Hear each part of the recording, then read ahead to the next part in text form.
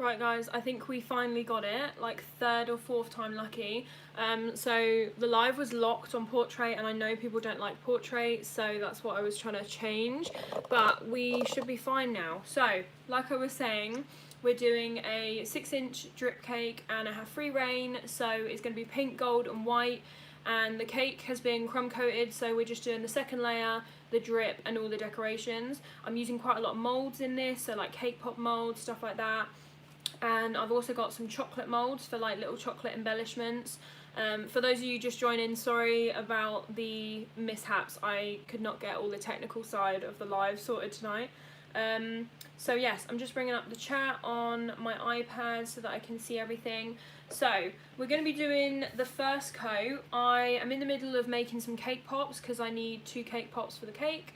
So I'll be popping in and out once I've done the actual coat to finish those off, because they need to be done for the cake, and I also need to put a few little bits of chocolate in the fridge. So I've got like some chocolate embellishments which are made in moulds, so I'm gonna set them at room temperature and then we're gonna be putting those in the fridge. So I'll show you those. They're using my new moulds, so you'll be able to buy those tomorrow on the website.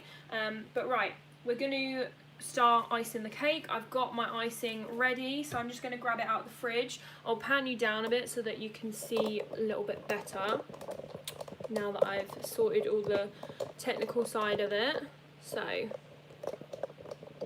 like so. There we go. Right.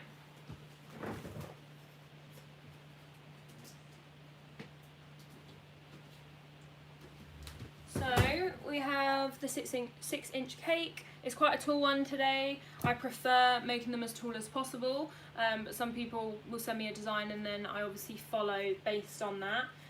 But yeah, I definitely prefer the tall ones because I think they look really nice. So as usual, if you're new here, just ask questions throughout and I'll be watching the chat and I'll answer them when I can. If not, other people will probably answer them as we go along. So this is what it looks like crumb coated. As you can see, there's a few areas where you can see the sponge and on the top, so we're basically going to be doing a very thin coat because the crumb coat was quite a thick one this time, so I found that I'm just going to need a very thin coat for the second one. So it's Victoria sponge cake, so there's strawberry jam in there, it's vanilla sponge, vanilla buttercream, so that's what we're going to be using, and it's just a white base and then we've got a pink drip. So we've just got some plain white icing here, and I'm just going to tighten this little clip up here. Right, so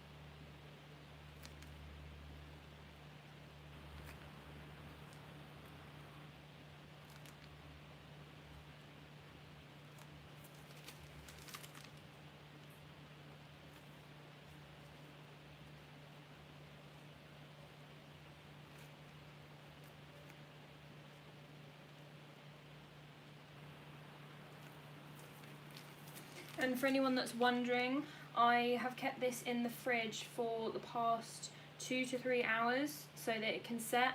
I usually either crumb coat and then leave it overnight, or I give it 2-3 hours depending on what I'm doing, like how busy I am, stuff like that. But today I had some free time, so I thought I would do it all in one day because I like to make them as fresh as possible. But yeah, so as long as you leave it in the fridge for a few hours, I just recommend doing that because it makes it nice and firm when you do the second coat. So I'm just filling in any gaps. So I just do this roughly because when you use the scraper, that will smooth it all out anyway. And then because you're covering the top in the drip, you don't have to do a very thick layer of buttercream because it will have the drip. So I just go around the edges and then that will smooth in. So we've got a little bit left, which I'm just going to put in that glass, and then we're going to use it for the cake pops. So I'm just using my Inch Bakery scraper. Any scraper will do. I prefer the metal ones just because I find that they're a lot smoother to actually, and they're just easier in terms of getting the cake smooth. So yeah, I'm going to just start smoothing this out. I just need to get a bowl so that I can scrape the excess buttercream off.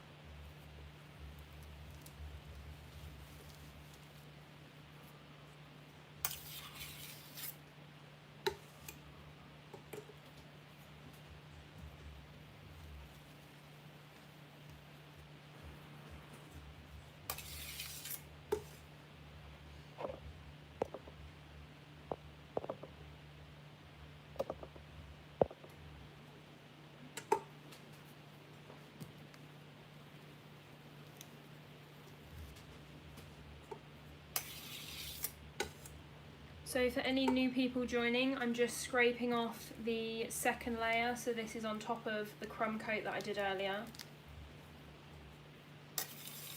If anyone has any questions throughout, just put them down below and I'll answer them as we go along. I'm just going to fill in any little gaps that come up.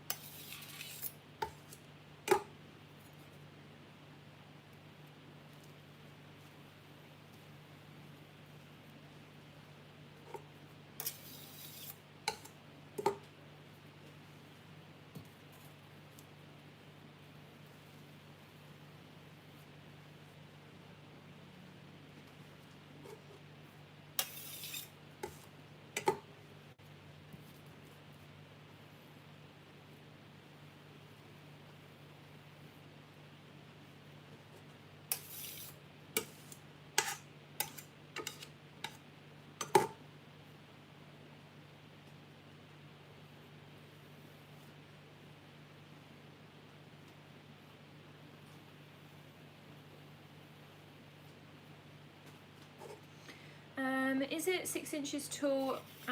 Is it 6 inches in diameter, and how tall is it? I'll have to quickly get a tape measure so I'll need to just get a tape measure because I'm not entirely sure how tall it is. It is 6 inches wide. I'm just putting my phone on charge. Yeah, it's 6 inches wide that way, but roughly tall it's about 8 inches, but I will measure it in a minute. How many layers is it? It's 4 layers and they're about 1.5 to 2 inches deep each layer. I like mine quite deep.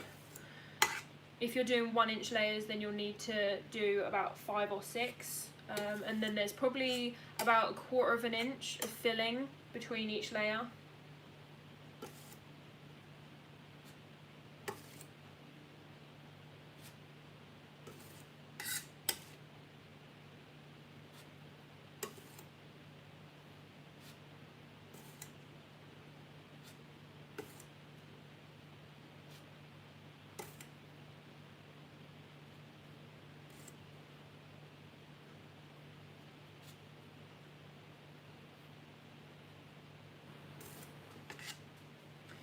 Just going to fill in a few little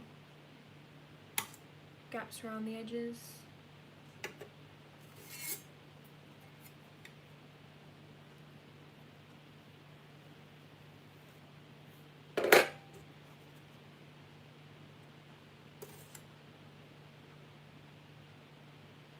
There we go. So that was actually really quick. So as you can see, the second layer is all done, it's all smoothed, flat finish on the top. We'll be doing a drip, so what I'm going to do is put this back in the fridge and then we're going to finish off the cake pops. And I usually give it about 10 minutes in the fridge and then we're going to be moving on to the drip. But I just like it to firm up a little bit before I do the drip. So we're also going to be doing a covered board with buttercream, so we'll be doing that later.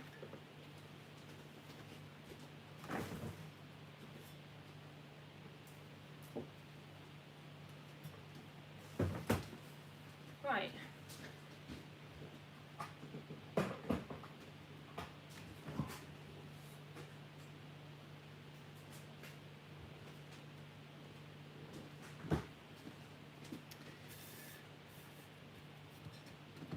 So I'm just gonna pull you up a little bit. So I've already started these cake pops. I've got one heart one, and then we've got a twister one. So this is the twister one, which is one of my new molds, as you can see. So there's 2 white cake pops, and then I'm just going to fill them with cake whilst I'm talking to you. So any questions now is probably the best time, whilst I'm just fiddling around making these cake pops. Thank you, I've started my own business and your videos have been a massive help. Oh, I'm so glad. I get so many messages from people like starting their businesses and stuff, so I'm so glad that I can be of help. How much buttercream did you use for this cake? I want to bake myself a birthday cake. It depends on how big your layers are, but if it is as big as this, I would say do too much buttercream anyway. So I did 750 butter and then 1200 icing sugar, which isn't like a specific thing. Usually I do a 1:2 ratio, but it depends on the texture of it. Like if one time I'm thinking, right, I want it a little bit stiffer, then you add more icing sugar, but today I wanted it a little bit softer. So that's why I did 1200 instead of 15. And then I added a little bit of milk to the buttercream. And then I've made another batch which is for the top of the cake because I'm doing icing all over the top. So I did 250 and 450 icing sugar, so 250 butter. Which again, it's not a specific ratio, it's not my usual one, but I just kind of wing it sometimes and do it based on the texture and how soft or stiff it is, because you never want it to be too stiff because then you can't pipe it. So yeah, I used about 1 kg of butter for the buttercream on this cake, and then about 2.5 icing sugar. Would you recommend to have a part-time job when you first start your business? It's not essential. I didn't. It just depends how much you build up your customer base before you actually start selling. So you could do lots of freebies and like tasters and things like that, and lots of promotions, and then that means that by the time you actually sell, you've already got some customers sort of lined up. I didn't really do too much. I did it more for family. I did lots of like testers, so it meant that when I actually came to sell, I was relying on that. I ended up getting a part-time job in October to November, so I only did it for like 6 to 8 weeks, and it wasn't really essential. It was more because it was Christmas and I just wanted a bit of extra money, but I mean, I didn't really need to do that, so it would have meant that I didn't need a part-time job the whole kind of time. So it just depends, and it also depends on your bills. I mean, my bills are very low, so if your bills are high, then you'd probably need a part-time job to bump up the wages, because it will be a bit of a drop in the beginning depending how busy you are. But yeah, I didn't need to really have a part-time job. I only had that temporarily, and I didn't really like it, so then I ended up quitting anyway. But yeah, I don't think it's essential. It really just depends on your situation. And like if you have kids, then you might want to have a part-time job, but I'm like my sole beneficiary, I think it's called, where like I don't have anyone that relies on me for like money or anything, so it's less people to look after. So I'm just mixing up this cake. So I made some cupcakes, which is usually what I use for my cake pops, because you can just make a couple of them, you're not making like a whole layer of cake.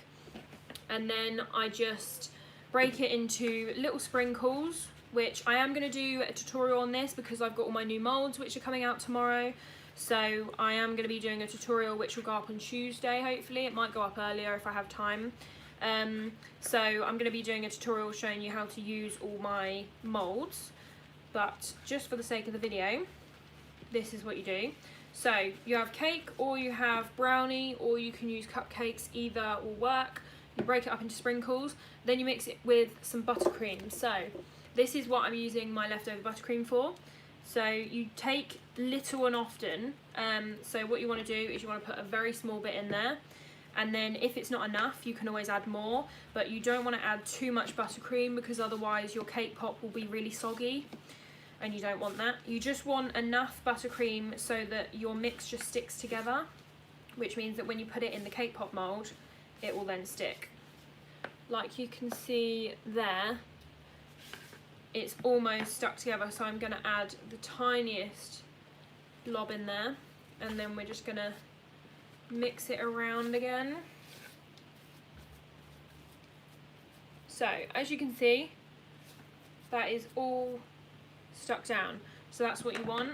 And then I've got the first layer of chocolate in both of my molds, and then what you do is you put the cake in there, and then you cover it with chocolate, you put it in the freezer for 3 to 5 minutes, and then it comes out and it's done. So yeah, it's as easy as that.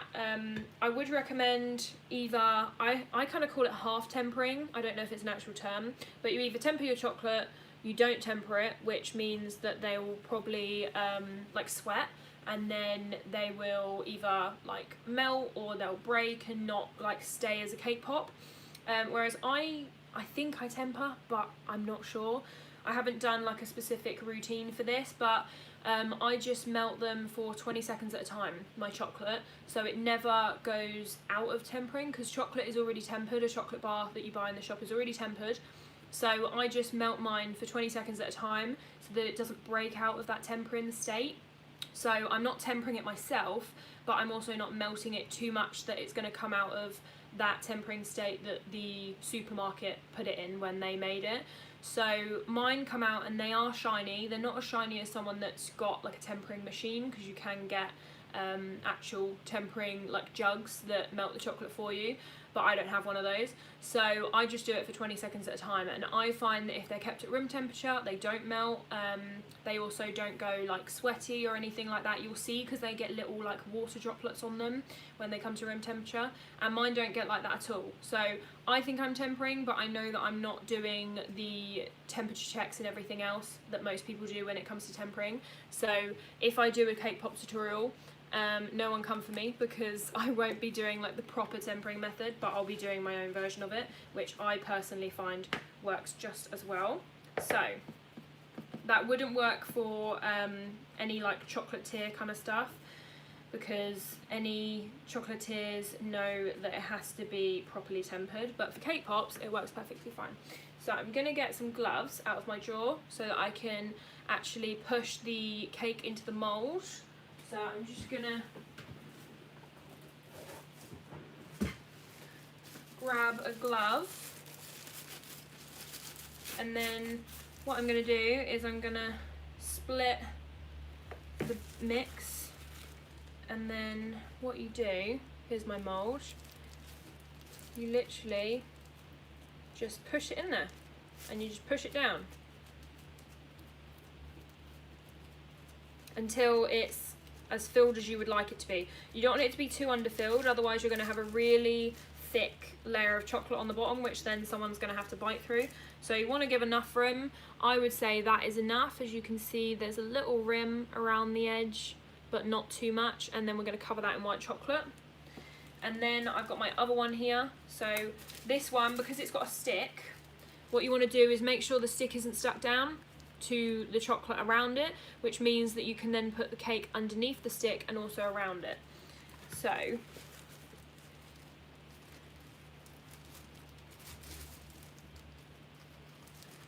what I do with this one is I push down at the sides, because then that's gonna go around the stick, and then any excess you can just take off, so you can kind of just scoop it out.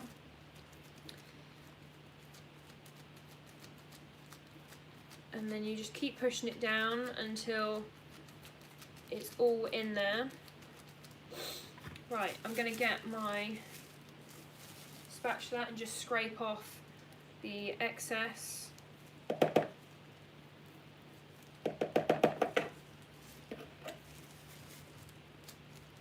And then we're just going to push it down again.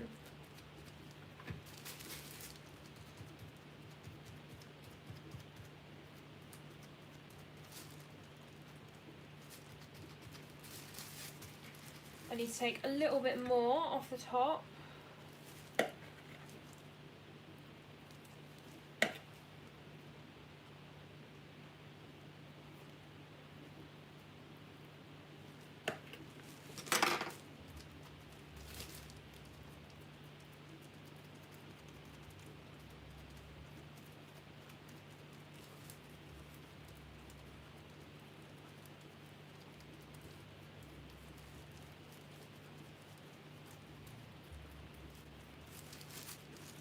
Right, so that one is also done, as you can see.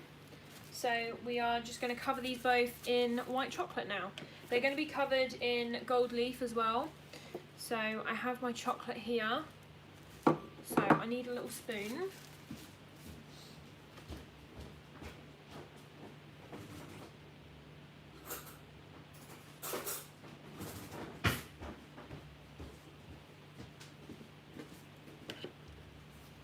So I've got my chocolate.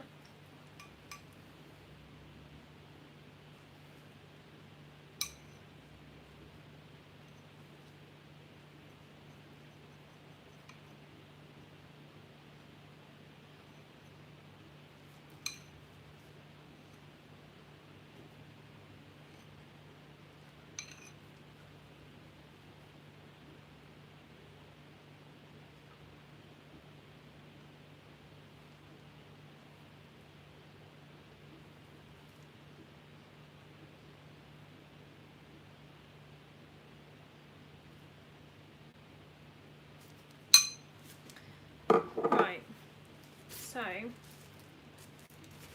they're covered, and what you just do now, because there's going to be some excess, as you can kind of see, it's spilling over the edge, you just get your spatula and go across the top, and then like so, it's completely flat. And then we're just going to do the same with the lolly.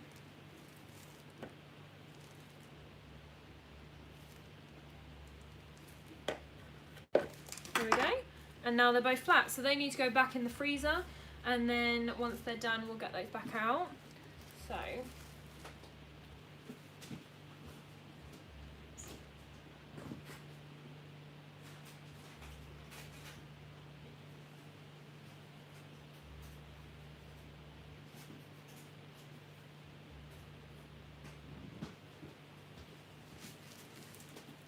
right, so that is the cake pops done.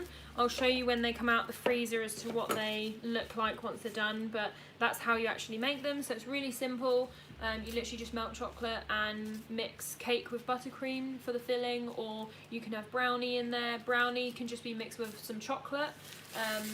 But yeah, I love cake pops. They're so quick and easy to make. So yeah, that's how you make those. So I'm going to put this over by the sink because we're done with this now.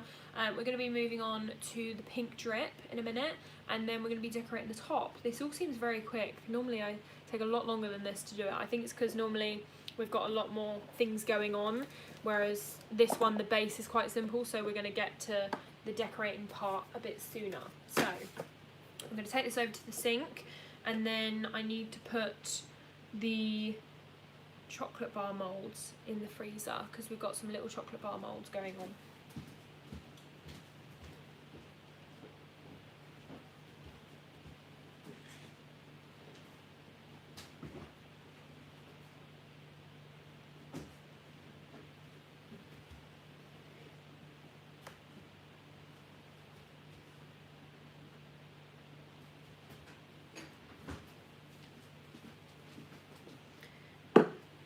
Right, so I've got my chocolate here. We're going to melt this, and then we're going to be colouring it pink.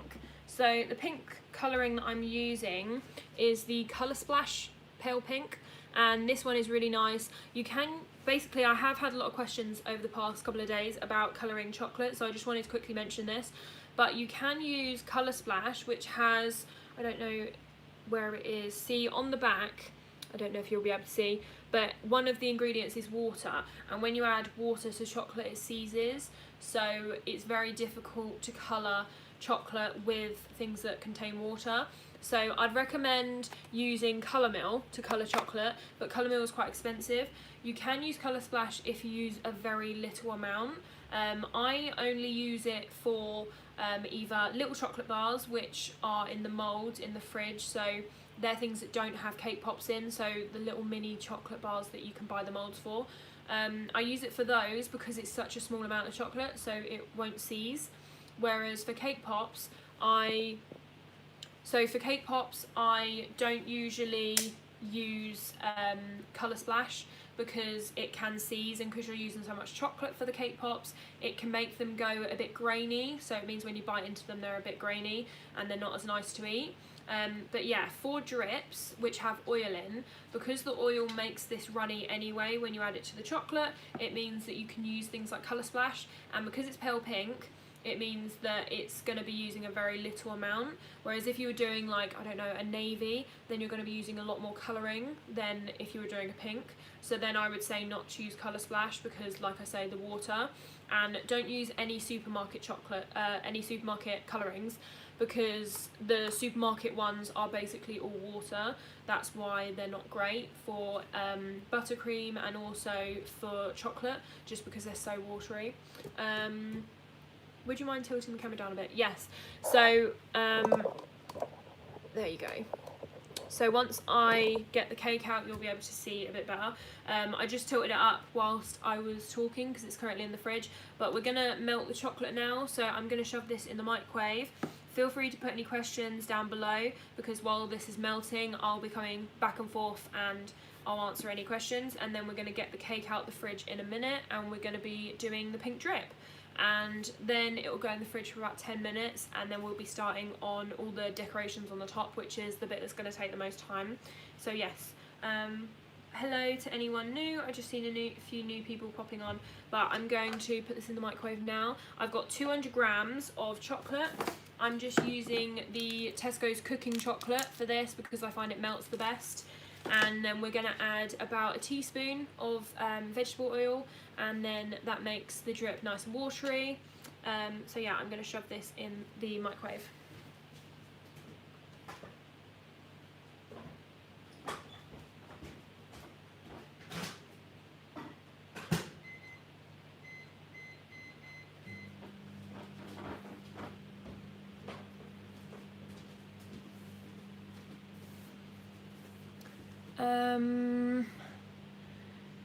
I can't wait for your cookies to go live on Etsy. Oh, I know. I need to try another recipe. I've been really busy this week because I will be posting, yes, I will be posting cookies.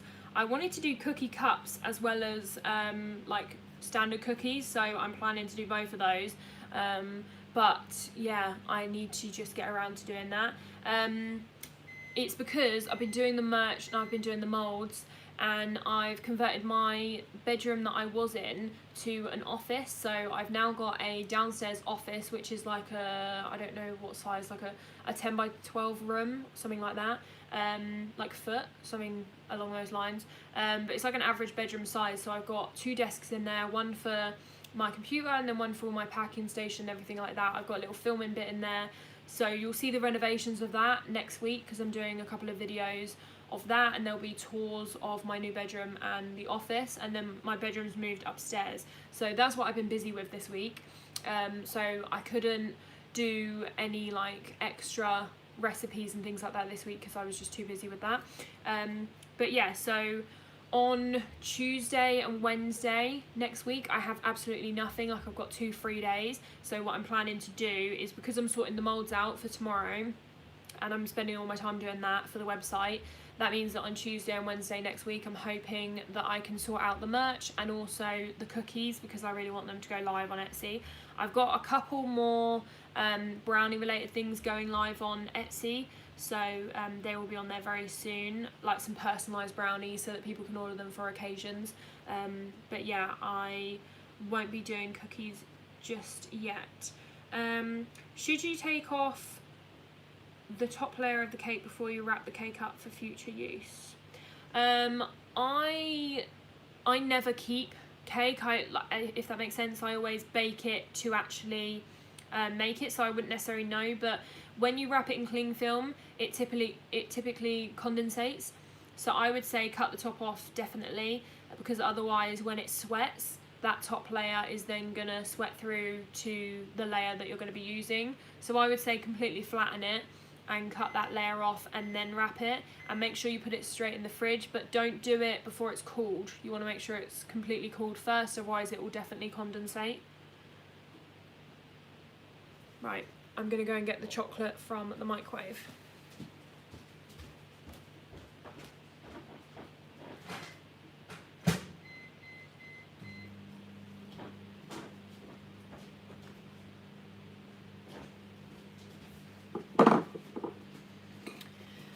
So we just got 30 seconds until it's ready, and then we'll be adding some oil to it. My oil is in here.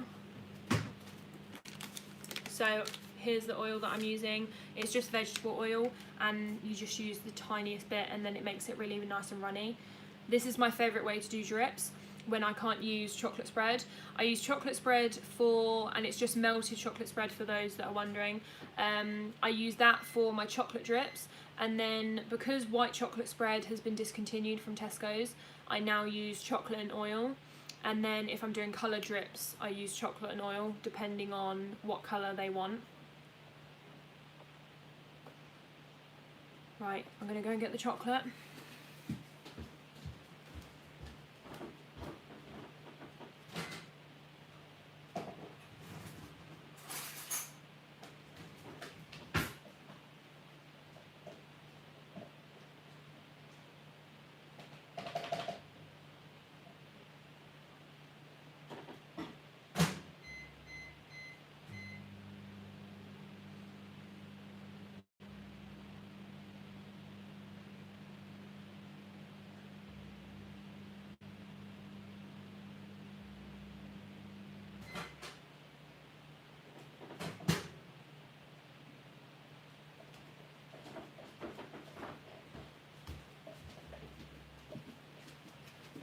Right, I'm back. I used chocolate and oil today. Have you tried the white Satcha from JP Posner? I've heard so much about that. I actually completely forgot until you mentioned it. Oh, not today.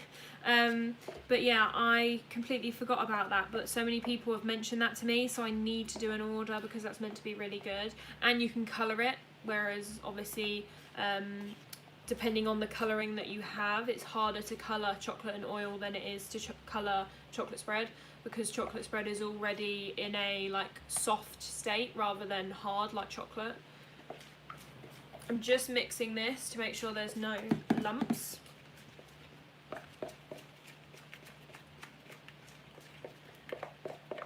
And you want it to not be really hot when you add the oil, so you want it to cool down a little bit so that when you add the colouring it's not really hot.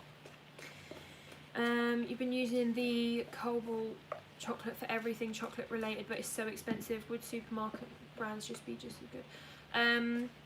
Oh my god, thank you for the gift, that's really nice. Thank you to Chelsea Girl, that's really sweet. I personally don't use, is it Cobalt? One of the two, I can never pronounce it. I personally don't use it just because it is so expensive. And my issue is, if I took really advanced orders and I didn't take any last minute bookings, I wouldn't worry. But I take so many last minute bookings, I mean like 3 days notice, at which point most of the Amazon Cobalt you can't buy because it won't arrive in time. So that's why I haven't started using it, because I like to buy my chocolate from a supermarket, and then if I have a last minute order I can literally just go to that supermarket and buy the same chocolate and not be using lots of different brands, because I personally find that there is a big difference between brand to brand. So I don't want to be switching between lots of different ones. I like Sainsbury's and Tesco's. Tesco's cooking chocolate I don't usually use for things like buttercream, because it can have quite a, I don't know if it, I think it's a sweet taste. I can't remember, my sister and I were like taste testing different buttercreams with different chocolates so that we could decide, and she said that the cooking chocolate made it really sweet, and I found the same thing. So I don't like the cooking chocolate for buttercream, but I like it for cake pops because it melts really well, and like for drips it's good. But I use Milky Bar chocolate, which I've actually got here.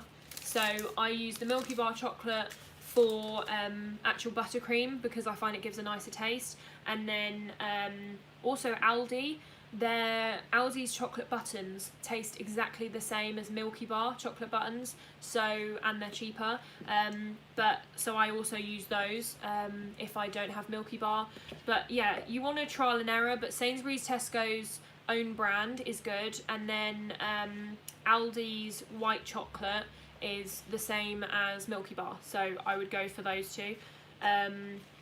But yeah, because it just depends on what you're using it for as to whether I would go for something more expensive. 100% is amazing. I use it for dips too, for cookies and brownies. Oh, okay, I definitely need to get some of that JP Posner then, because I might actually go on there tonight and see if I can order some, because I've got a couple of cakes coming up.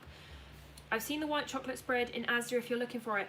I did know about this, but I don't know whether the one local to me has it, because I looked online and I couldn't see it on their website, because it's a protein spread, I think. It's called like a protein white chocolate spread, and I couldn't find it on the website, and I didn't want to drive there because it's about 20 minutes away from me, whereas Tesco's is right around the corner, so I thought I'd go for chocolate and oil tonight. I brought the cookies and cream spread from Asda yesterday. Is the cookies and cream spread like Oreo? Because that's what I imagine it to be like, because again I did see that on there. Do Tesco's do the white chocolate spread anymore? No, Tesco's has discontinued the chocolate spread. I don't know why. So many people have been emailing, like Tesco's and I think Sainsbury's as well. But yeah, they've all like discontinued it. It's so upsetting, I don't know why. Are the Finch Bakery nozzles any good? I haven't actually used them. I've heard that they're really good. I personally use the Wilton ones. I use the 1M, the 2D and the 8B, which is what I'm going to be using today. All three of those are like my favourites, so they're like my go-to. But yeah, they're Wilton. I'm hoping that I can stock some nozzles on my website soon. And I'm planning to just stock those three because I really like those. I use them on a daily basis. But yeah, I've already got a stock of the 2D, so I might be listing those on the website very soon, but not tomorrow. And then I'm hoping that I can get the 1M because that's my absolute favourite, and the 8B, again, my absolute favourite. I've actually got the 1B here, and then the 2D, which is a smaller version, and then this is the 8B, which is this star one, which I absolutely love. Where did you get your non-slip mat from? I got it from Amazon. and it was a roll, so I just cut a square off of the roll, and it is so good for not letting your cake slip around. It's really, really good. Right, I'm just going to add some oil to this whilst we're answering some questions. Just a little dash. So, what's your favourite part, baking or decorating? I was thinking about this today, and I think mine's the baking. Really, I love the decorating. It's my favourite bit. I like the creative side, which is you know, all the toppings, all the colourings. The baking I like to get out the way. So typically when I bake, I try and do it in the morning, and then even if I'm not actually doing the decorating until the evening, I always do it in the morning to get it out the way. And then it means that in the afternoon, like now, because I quite like decorating in the evenings, so it means I can spend my evenings decorating, because yeah, like I say, that's kind of like my favourite part. But I definitely like it just because it's creative. I can try different designs, all of that jazz. So yeah. So as you can see, it's nice and runny, which is what we want. So I added about, it was roughly about a tablespoon. I didn't measure it, but yeah, that was roughly how much I put in. I'm going to add a little bit of this pink colouring, not too much, because I don't know how it's going to come out as of yet.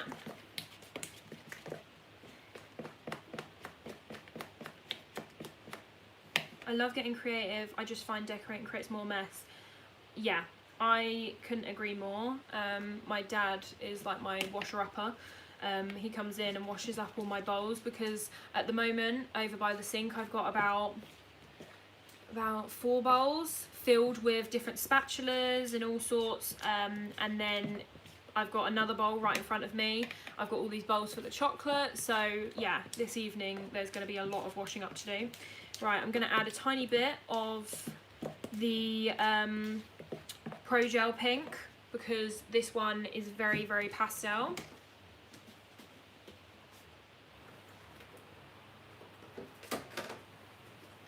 So this is what it looks like. It's got black food colouring all over it, typical. So I'm going to add a teeny tiny bit of this just to give it a little bit more of a vivid colour.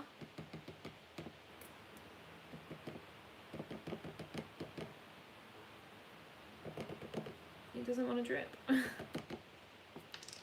Literally just waiting for it to drip off the end, because I don't want to add too much.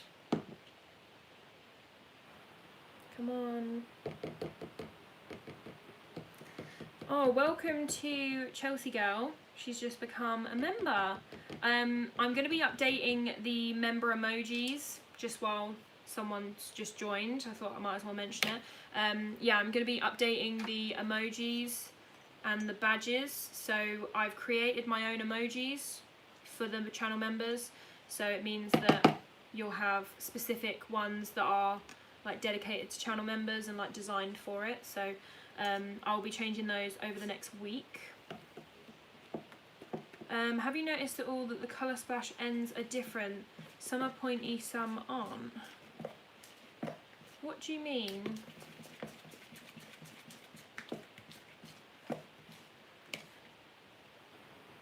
What do you mean? What do you mean they aren't pointy? I'm not quite sure. Do you mean like the end of the nozzle here?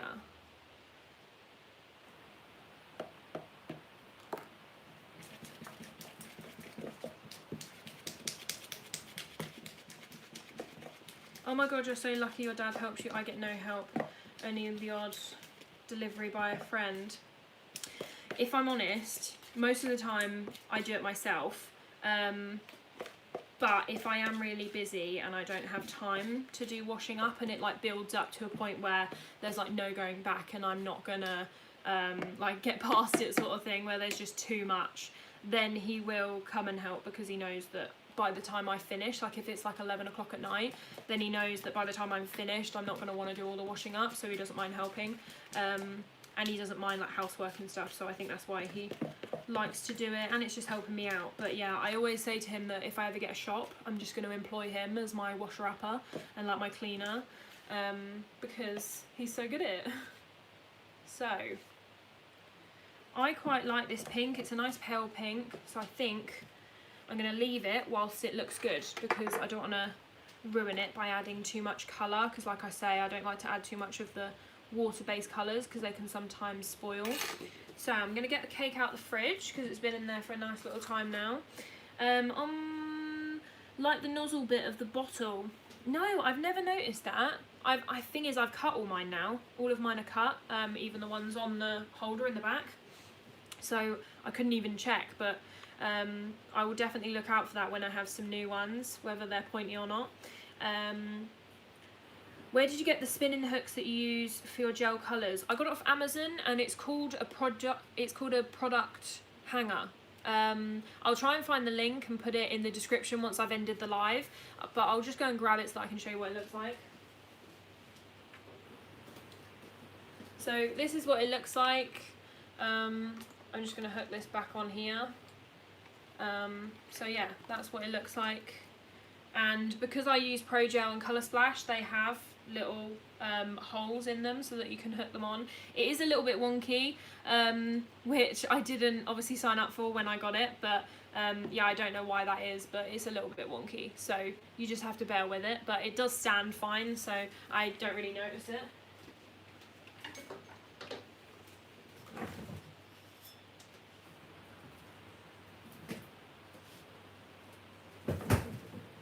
Right. So, our chocolate is nice and runny, and our cake is nice and set. So, for those of you that don't know, if you haven't watched these lives before, my drip method is using a spoon. Some people like to use a bottle, some people use a piping bag. I prefer to use a spoon. I find that it gives nice, like, uneven drips because I prefer them not to look all uniform. So it just gives a nice effect. That's also why I have so many just stuffed in a tub and it's hard to keep them organised. Yeah, in terms of colouring, it's so easy to organise them on that little hanging rack. And they also, I have issues with them leaking, and then if they're in a box, then it's really difficult. I think Pro Gel is vegan.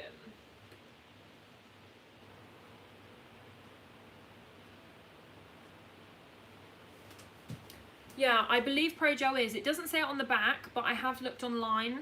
It doesn't have any like egg or dairy products in it, and it also doesn't have any nut allergens, because if I ever do any nut allergies, which is very rarely, but I have the odd customer that's a regular, so because they ordered from me back when I first started, I don't mind making for them, but I don't usually take on any new like nut free orders, because because I don't like to take on any new allergens, because then it's like more to deal with, because I don't deal with allergens anymore.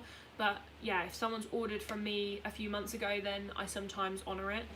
I made a gluten-free carrot cake because I have celiac. Oh, I knew someone that was celiac, and I've made for a couple of gluten-free people as well. I don't typically do like lots of gluten-free cakes. I don't like advertise it, but I have made a gluten-free cake before, and I've also made brownies, which I'm happy to do like regularly, but cakes is a bit more difficult, because if I've got lots of other orders, then it can't necessarily be a completely gluten-free kitchen if I'm doing a lot of things that day. Whereas if I'm doing vegan, I make sure that that's my only order when I'm making it, so that I don't have any issues with like cross-contamination. How did you start your business and have so many orders already? I mean, I started, what, 9 months ago, so it's been quite a while, but just advertising and like having unique designs. Yeah, I don't really know what I've done in particular, but I mean, it seems to be working, so I'm just kind of keeping it up. But I would just recommend posting lots, having lots of designs, having like a decent menu, you know, like lots of different things for people to choose from, because people like having different options. So yeah, I mean, I've done a couple of videos on it to be more specific, but kind of I couldn't explain it enough on the live in a good enough answer. But if you look back through some of my older videos, I did do some like starting a business, tips, tricks, stuff like that. But yeah, I haven't done anything too specific. It's more so just been the way I've advertised and kind of luck, I guess. I'm still waiting for my inspection. Can you tell the inspector that you don't deal with any allergens, as I don't, but I do put stickers on every order with a warning just in case. Yeah, you can tell them that you don't deal with allergens. I told mine that I do vegan, and that I would take the odd nut allergy, but I said I don't advertise it. It's only if like I knew them, or if they ordered from me when I first started. It's not like I'd make them every day. It's more like a once every couple of months sort of thing. And always put the stickers, even if you don't advertise as dealing with allergens, because if people are buying it for friends, sometimes people don't take the allergens seriously. Like, I've had the odd person say, oh no, like, they're allergic to nuts, but it will be fine. And I'm saying, well, I can't give you an order that has a possibility of nuts in it if they're allergic to it, whether it's serious or not. So it just depends, but you always want to label it properly, because some people don't make it obvious how serious the allergen is, because some of them people can just get a rash, and some of them people can have like a full like breathing difficulties if they have an allergic reaction. So it's such a spectrum of how bad the reaction can be that it's not worth not labeling things. Will I still need to separate all my chocolate, etc.? I do it anyway, just so that if you have someone, like I say, that doesn't tell you that they have an allergen, maybe they don't have one but their friend does who ate it, then it just covers you, because you can say that you keep all your ingredients separately. What's your favourite flavour of cake to make? I would say white chocolate and raspberry, because that's my favourite flavour personally, and it's also just a really nice flavour. The buttercream is really smooth.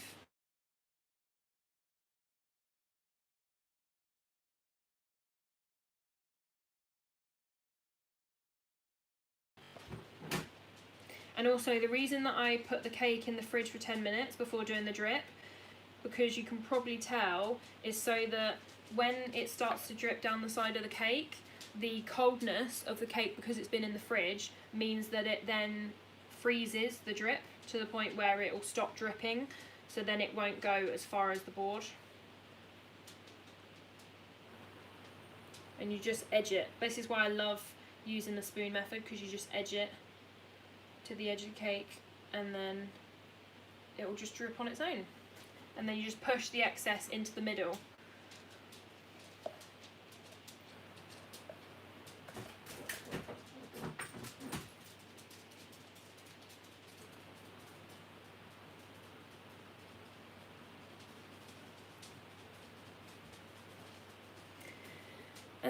Do you think if I didn't, the inspector would offer me lesser rating or just warn me about it?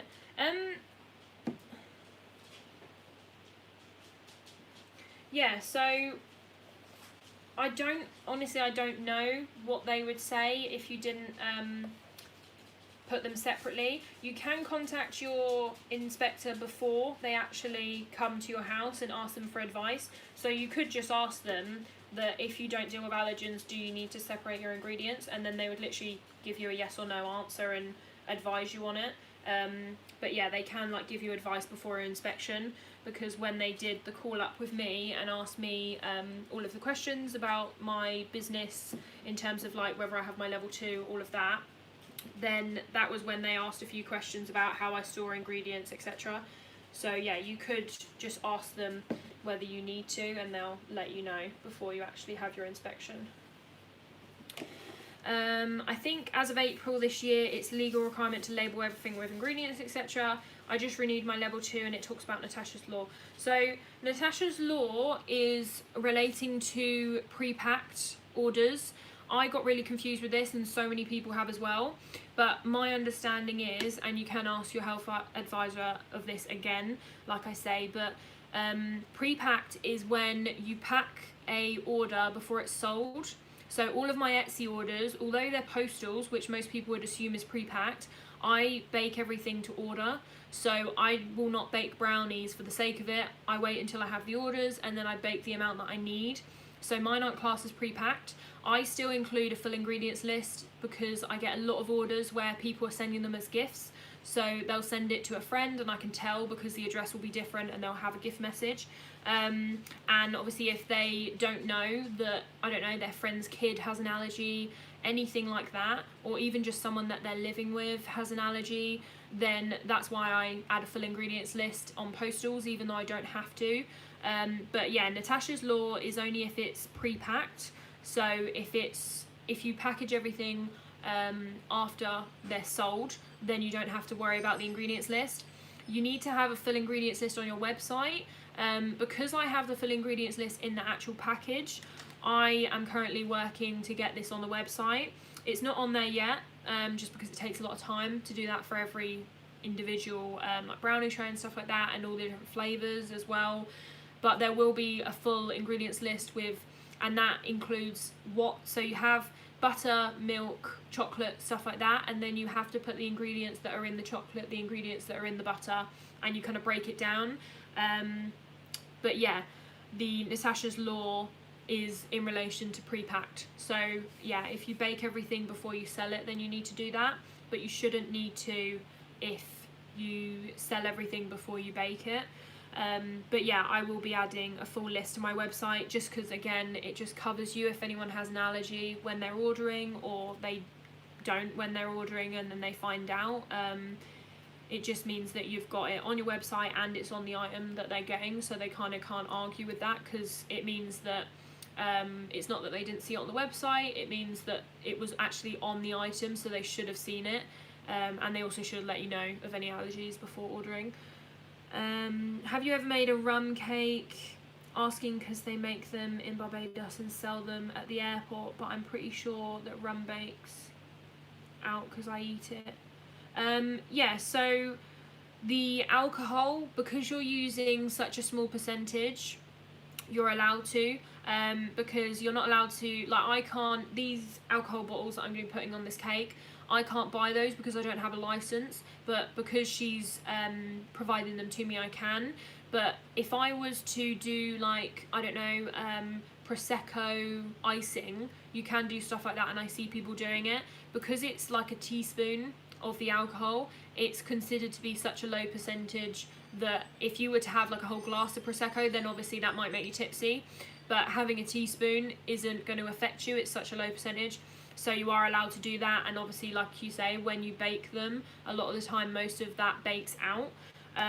But yeah, you can use it in ingredients. It just means that you have to use a certain percentage. If you use over the percentage of alcohol in a cake or in icing, anything like that, then you can be fined, because you're obviously not allowed to then sell it to under 18s and stuff like that. But yeah, as long as it's under a certain percentage, you can.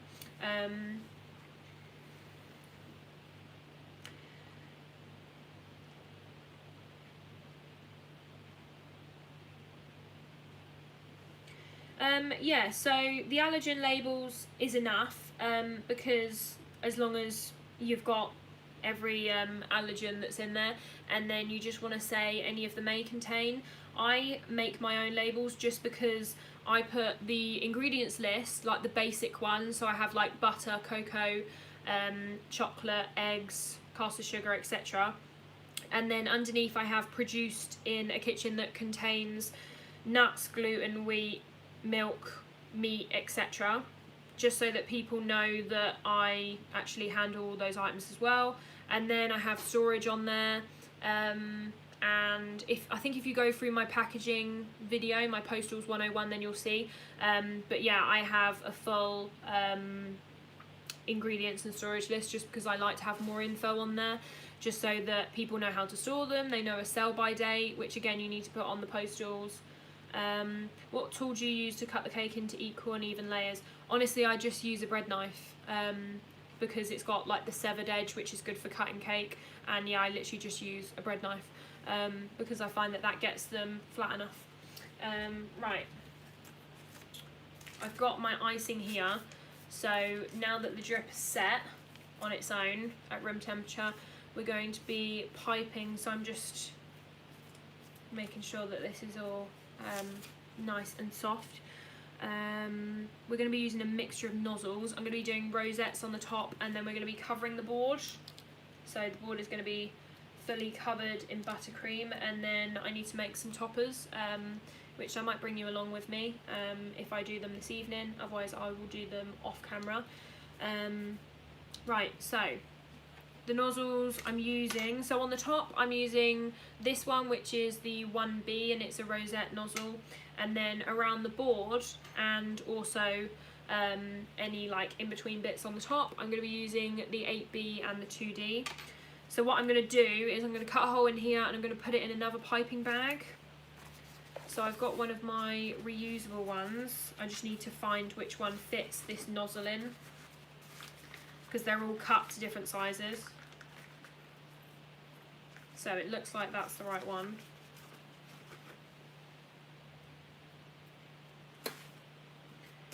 Just going to cut that little bit off.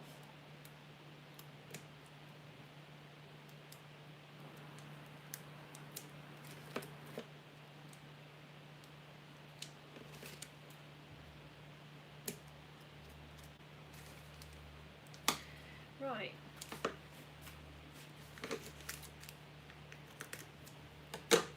Do you own a Cricut? Yes, I do. Well, my mum owns a Cricut and I use it. We use the Cricut Explore Air 2, I believe, and it's great. I love it for cake toppers, it's really good. I definitely recommend.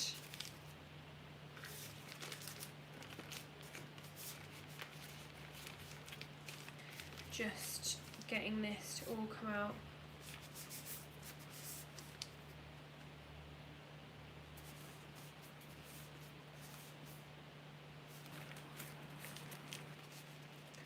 Right.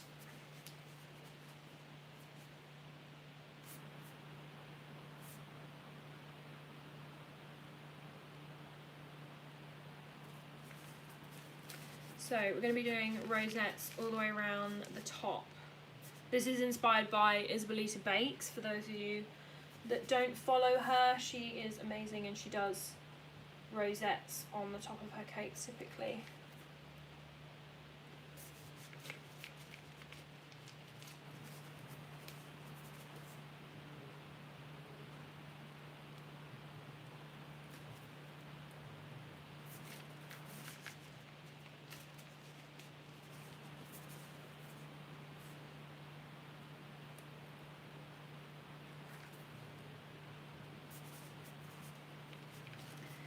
How come you're double bagging?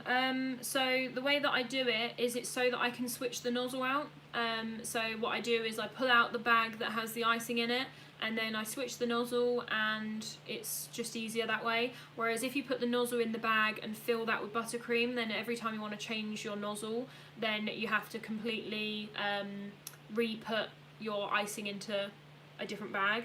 Whereas this way I just switch out the nozzle and then I can go back and forth between like this nozzle and this one, because I know that I'm going to be going back and forth with different designs.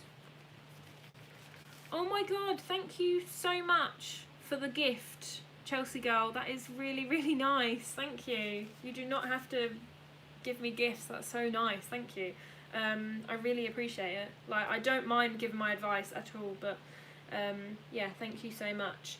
Are the Cricut machines easy to use? Definitely. I can make toppers in about 10 minutes. Like, they are so easy to use. I absolutely love using the Cricut. It's so easy. You can use literally whatever material you want. They're really flexible on what you can use. But yeah, I love how the Cricut toppers turn out.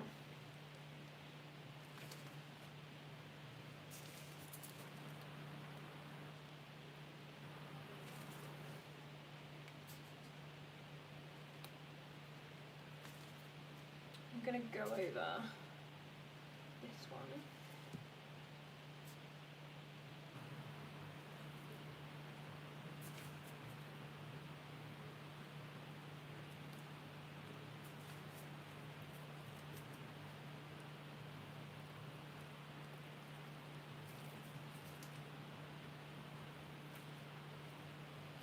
Right, so I've completely covered the top in rosettes, as you can see. So I am going to be starting on the toppings. I'm going to be adding various sprinkles on, and then we're going to start piping on the board, and I'll be mixing between different nozzles. We also need to colour some buttercream pink, but we will do that in a little while. So I've got a mixture of Sprinkly UK sprinkles, and then this one is icebuns.co.uk, so I'm using these pink ones, and then these ones are from Sprinkly UK, which are some white ones. So I'm going to start off with these, and then we've got some different rods, gold balls, etc. How do you ensure you don't have gritty tasting American buttercream? I like using Swiss because of this issue. I've never had that issue before. I can only think, well, I don't know. What do you mean by gritty? Yeah, I can only think it can be to do with the icing sugar not being sifted, which would give it like a grainy texture. I melt my butter before I make buttercream, because I find that it makes it a lot smoother. Yeah, that's all I can really think, if I'm honest. I don't know why it would be gritty. I've never had that issue. I've never used Swiss as well, because everyone that I've spoken to, like customer-wise, prefers American buttercream. I'm just going to wash my hands, and then I'll be back.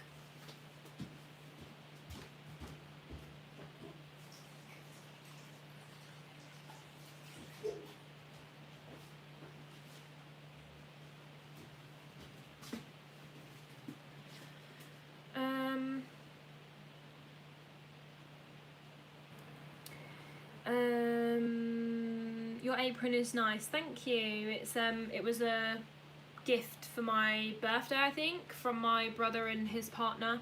When you feel bits of the icing in your mouth, I do sift my icing sugar. Honestly, yeah, you're either using the wrong sugar, that's all I can think.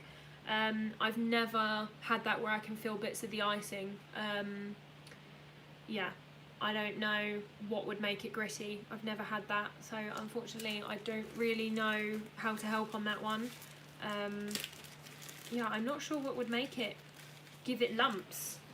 I've never had icing sugar where it's had like lumps in it.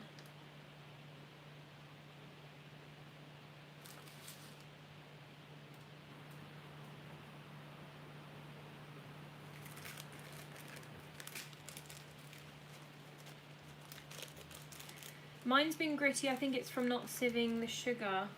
Yeah, that's all I can think that it is.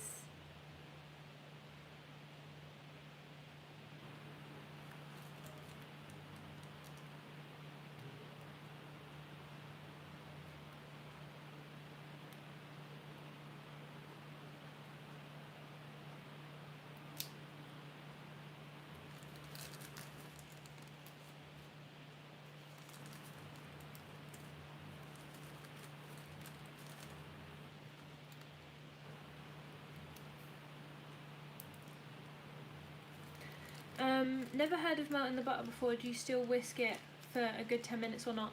No, you don't have to whisk it for as long, which is why I like it. And it also means that the buttercream is a lot smoother. So yeah, I find that melting the butter makes it easy to get really smooth buttercream.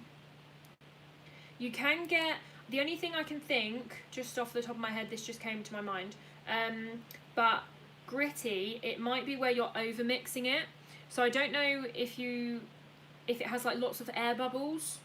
Sometimes if you mix it for too long and it's got lots of air bubbles in it, then that can like not taste as nice. So if it has lots of air bubbles, I use a palette knife and I smooth it out with a palette knife.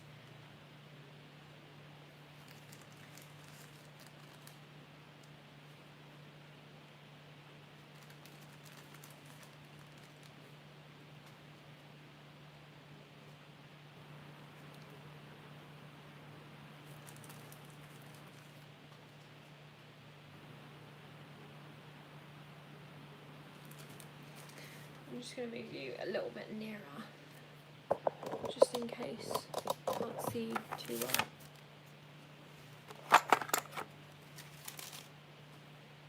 There we go.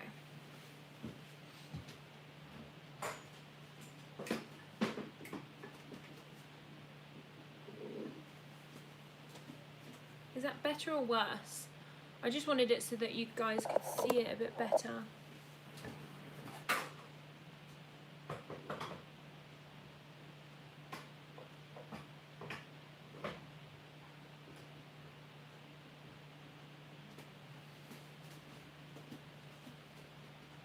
I think that's a bit better. Aldi's version of icing sugar and it's never gritty. I use silver spoon icing sugar always, and I also use Tate and Lyle. Tate and Lyle you do have to sieve a lot, but once it is sieved it's really nice. So you melt it and then put all the icing sugar in together. Sounds so much easier. Yeah, it means that it's a lot easier to mix if you do it that way, because the icing sugar is more inclined to actually mix it because the butter isn't harder. So I find that that's like the easiest way to do it. Do you use the cake strips? Do you mean like the belts for baking, or is it something else? I've never heard of cake strips, so I'm not sure what that is.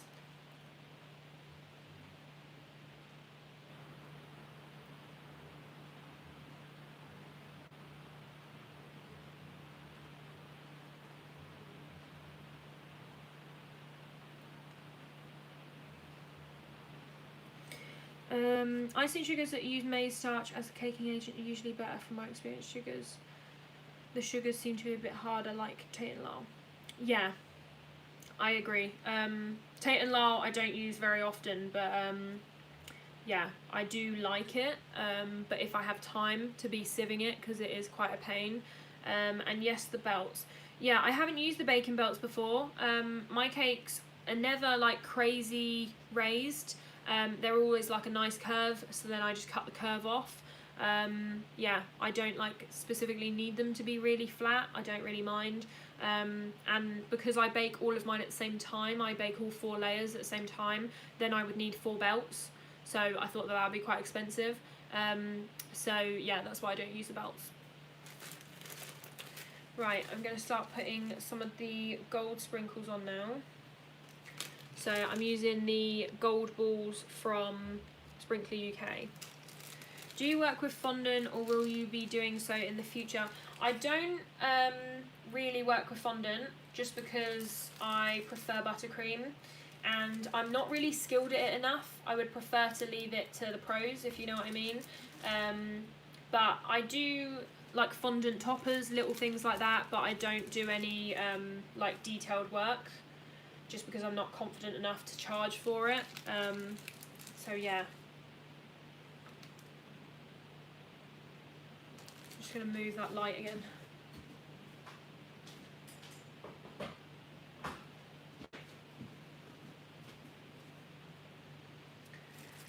Right, I'm going to start adding the toppings on now. So we have, because I have free reign, I've got Milky Bar, so I'm just going to get a couple of these out. Then I've got white chocolate fingers.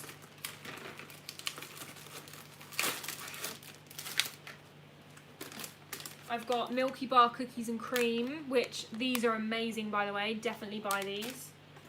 Then we have Milky Bar white chocolate buttons. I've got Smarty buttons. We have Lindor strawberries and cream. Again, they're amazing.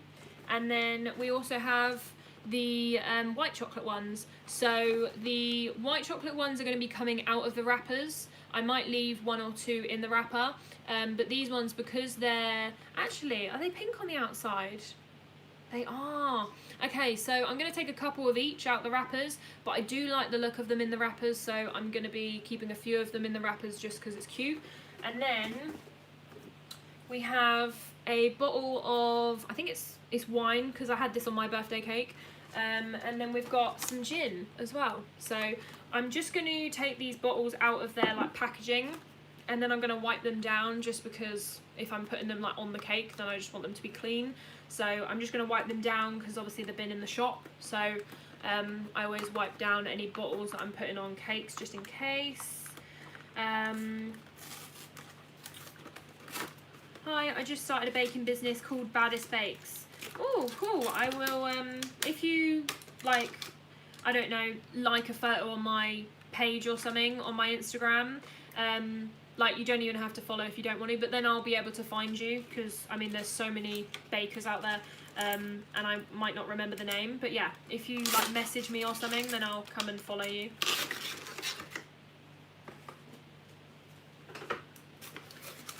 Do you use dowel rods in your cakes? Sorry, I'm just trying not to drop these glass bottles. Oh, they're not glass. Oh, some of them are. Some of them are glass, some of them aren't.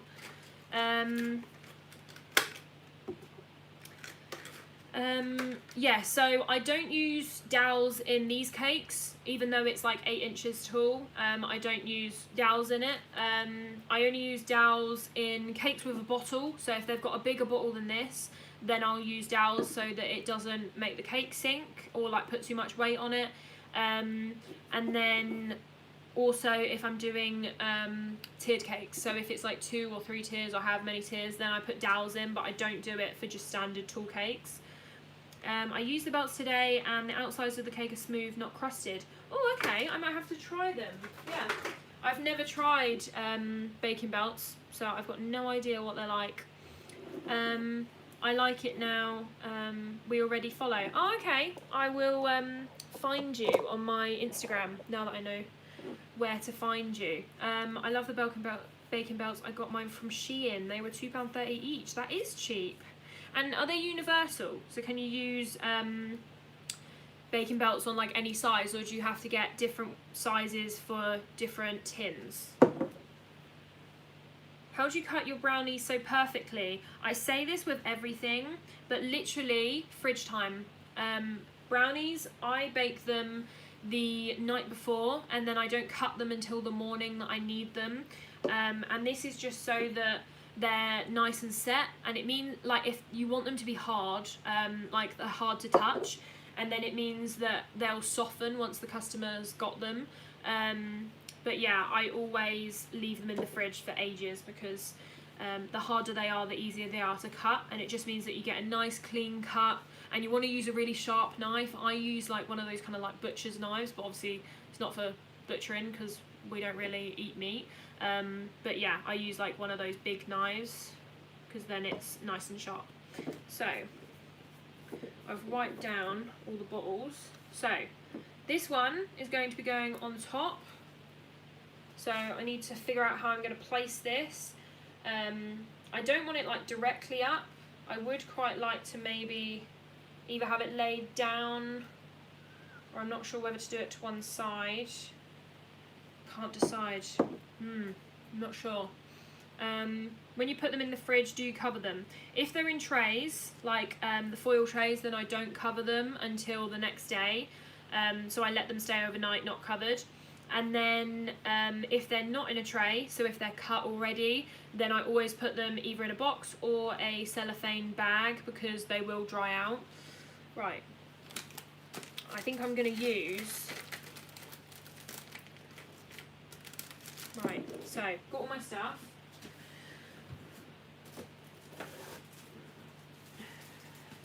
Just going to get a glove on. They're fully adjustable. I don't think maybe anything more than 10 inches. Okay, yeah, well, I mean, I think my cakes are never bigger than 8 inches anyway, so I wouldn't have an issue there. Right, so I'm just working out if I'm having a topper here.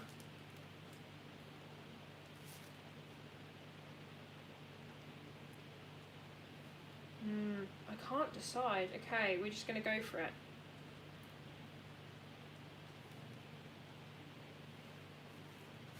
Right, so hold that there,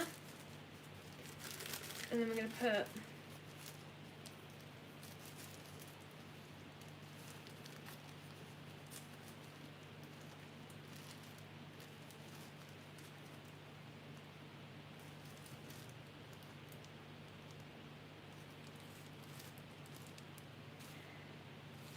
Okay, so that's going to hold it up, and then we will obviously hide it, but I'm going to use these sticks to hold the bottle up.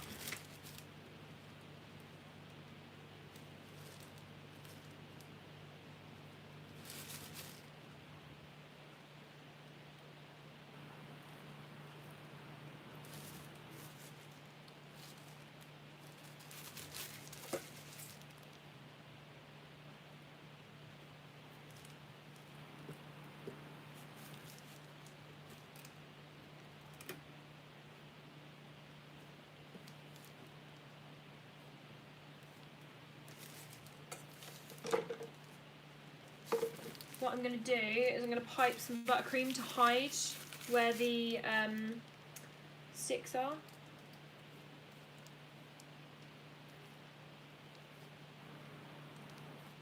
There we go.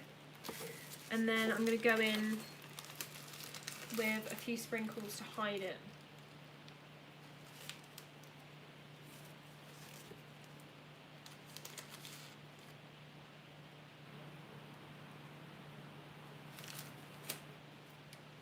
There we go. Right, so the bottle is on there, and then we're just gonna start piling on the chocolate around it.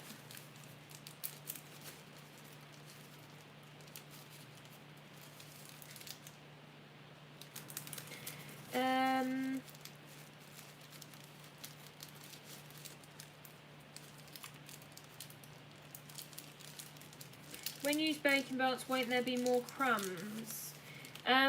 So the baking belts. The baking belts, yeah, the baking belts go on the outside of the tin, so yeah, they wouldn't create any crumbs because they go on the outside, and then you still have your, what do you call it, parchment paper. Just to put a little warning out there, because I've just like deleted a couple of messages, if you're gonna put like hateful stuff, then I'm just gonna delete it. So yeah. Is it your brother? I'll leave it then. But yeah, just in general, like, I don't want any like hate stuff on here, just because if it isn't anyone that you know, then obviously I won't know that, and if it is someone that you know, then it's fine, but I still don't know. Right, so I'm gonna stick this in the back here.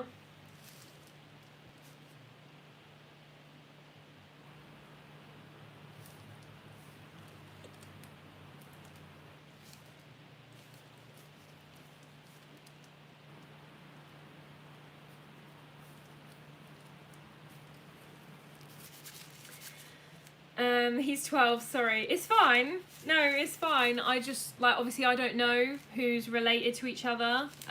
So I have to, like, moderate the chat. So, yeah, that's why I was obviously deleting it, because I don't know who's related and stuff. So I have to delete it just in case, because otherwise people might get upset. So if it is, like, directed at the wrong person, I mean, obviously I know that you guys are related, so that's fine.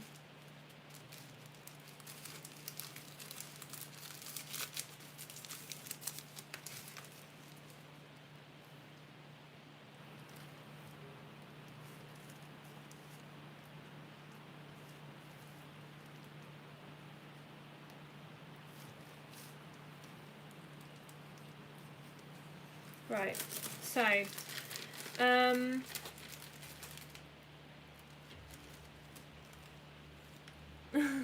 it's fine. Yeah, that's fine. Thank you.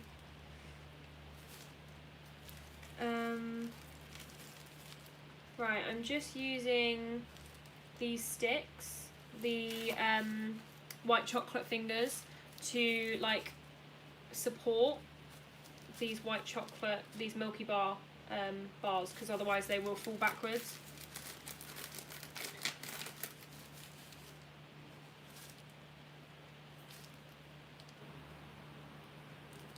There we go. So that's what it looks like from the front.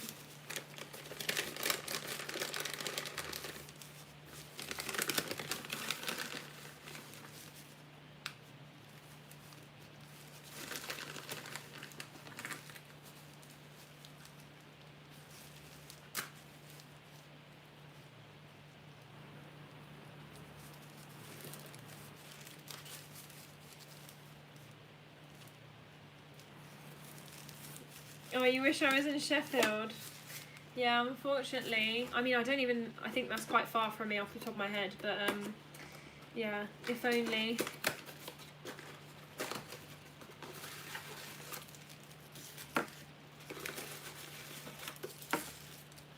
Do you ever get carried away when decorating? It's my worst habit. I mean, typically I know when to stop. It is hard, but yeah, I do usually have to like know when to stop. But yeah, I think you'll get to a point where you know when a cake is kind of done. Yeah, I don't really know what else to say apart from that, but right.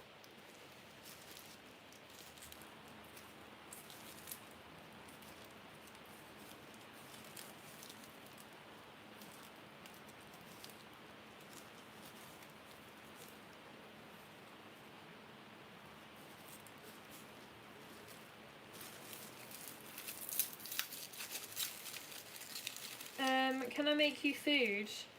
I mean, depends how far away you are. I think you're in Sheffield, aren't you? So you're quite far away from me.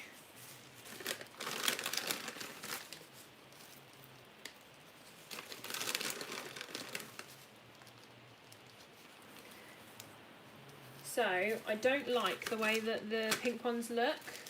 As you can kind of see, it's like an off pink. So I'm going to take that one off and then I'm going to replace it with a white chocolate one. Because I don't like the way that it looks. So we're going to take a gold one. When you can do TikTok lives, will you be stopping YouTube lives? No, so the plan is that I will do like some on TikTok, some on YouTube, or if I can do them at the same time then I will, but obviously it might be a bit difficult with the chats because I'll have 2 chats.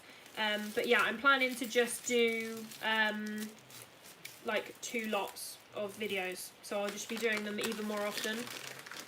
And it might just be that I do the odd like decorating one, and then sometimes there'll just be like Q&As depending on what people want.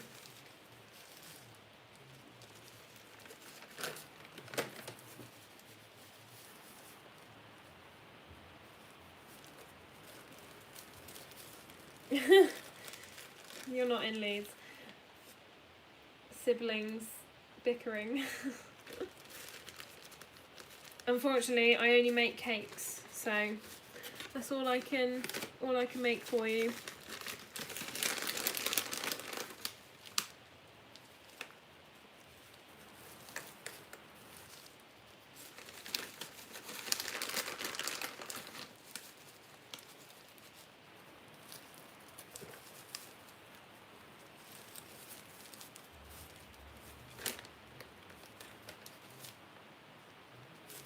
Right, so I'm going to start covering the board because I want to put some chocolates on there just so that I can like balance out the top to the bottom. Can you pay your way with your business? I think you mean like, do I earn enough to like live off? I do this full time, so I like earn enough to live off and like pay my rent and everything. So yeah, I personally have enough orders to live off. But yeah, it kind of builds up to that point. Doesn't necessarily like start there. I definitely didn't start where I am now.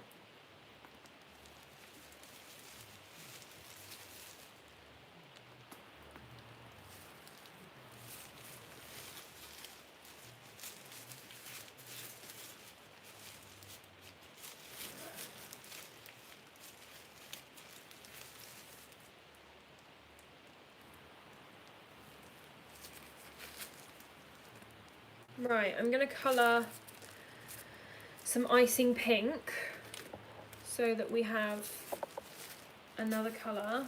Actually, have a little bit more white.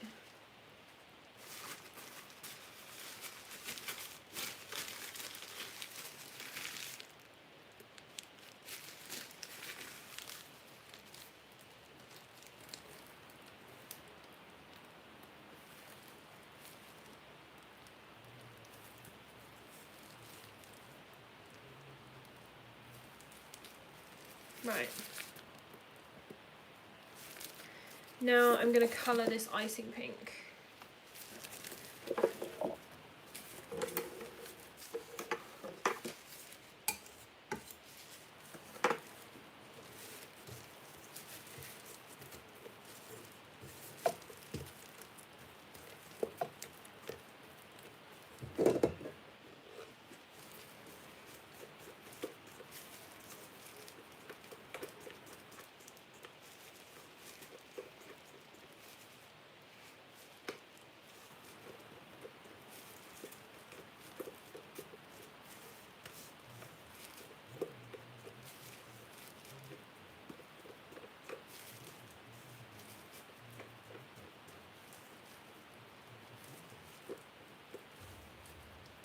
Right, so now that's coloured, I'm just going to get another piping bag for it.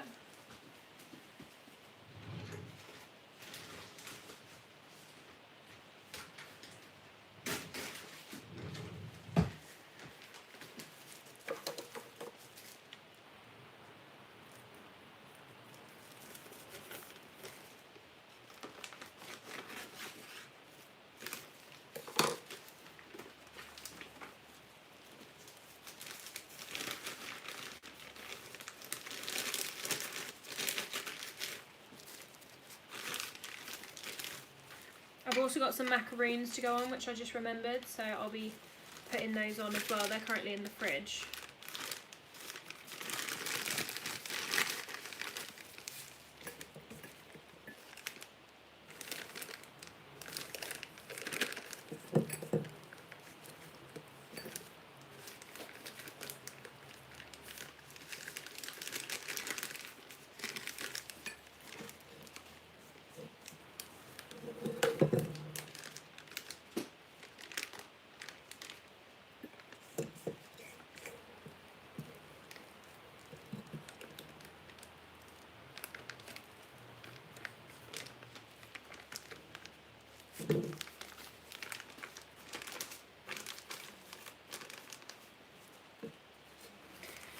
Do you make your own macaroons? I don't. I've made them a couple of times and they haven't gone well. And then I've made them some other times and they've gone well. So because it's so hit and miss, I can't like guarantee that they're always going to come out fine.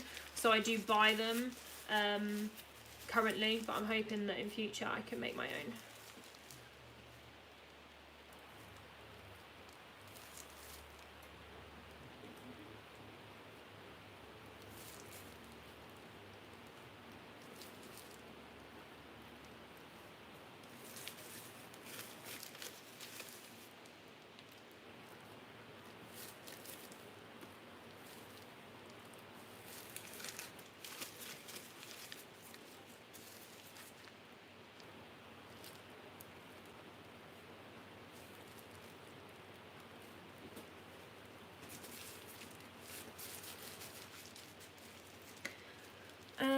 I'm the same. Where do you buy them from?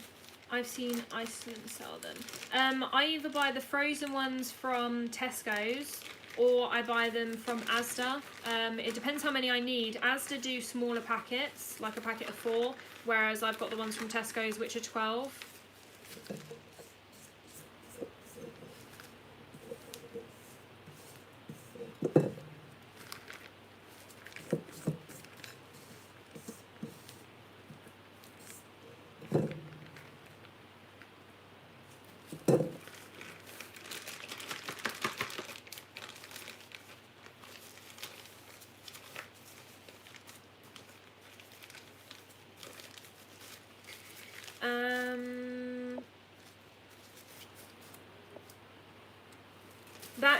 It's the 8B, this nozzle. I'm using the 8B.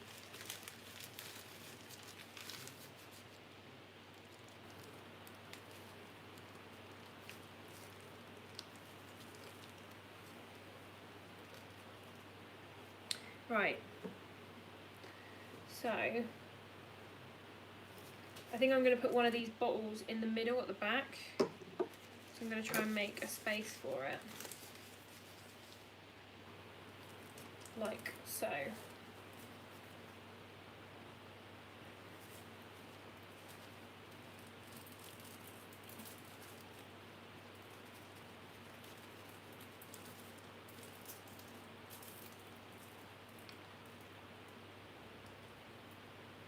Okay, I don't think I can squeeze it in the back. Not that one.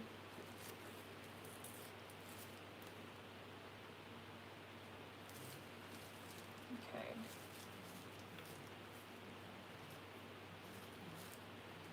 So I'm going to put them on the board instead.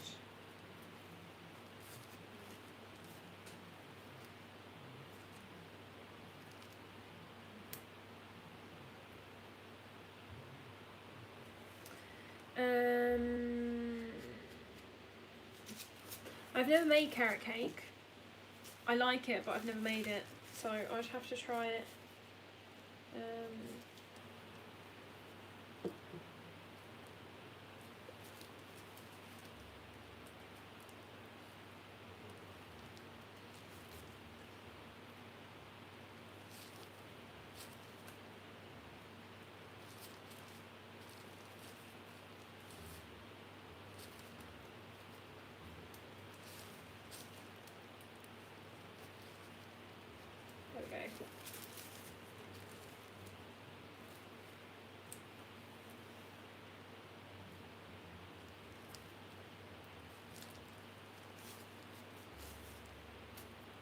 Right, so I'm going to get the macaroons out. I'm going to put some sprinkles on this base.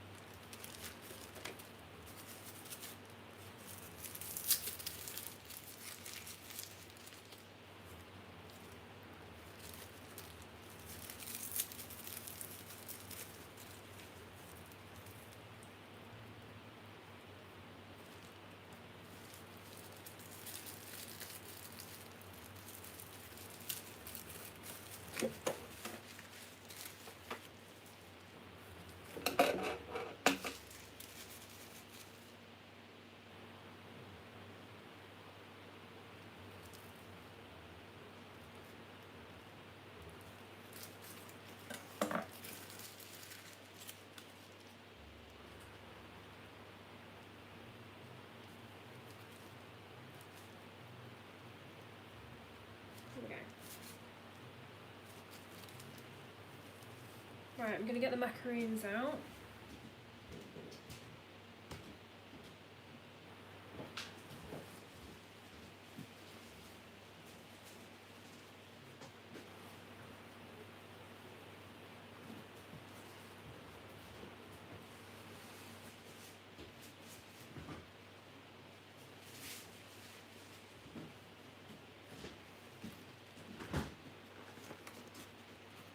So the macaroons that I'm using are called poppies. This is what they look like. And they're in the frozen section in Tesco's. So we've got raspberry, almond and vanilla, pistachio, lemon, chocolate and salted caramel. So I'm going to be using the salted caramel and the raspberry, I think.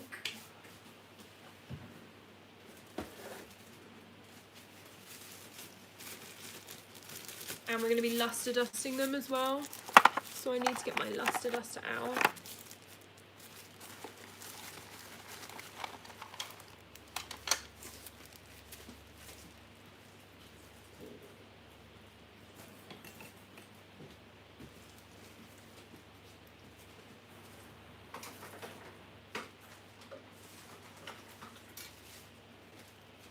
I'm not sure where my little brush is, so I'm going to be using my bigger one.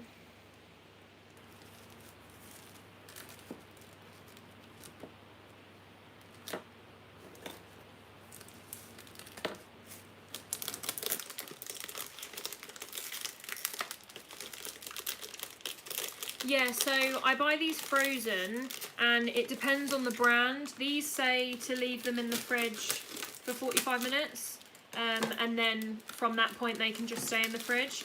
So that's what I've done, but it does depend on the brand. So I'm going to be using the pink ones, and the pink ones are going to stay as they are, and then the salted caramel are the ones that I'm going to luster dust.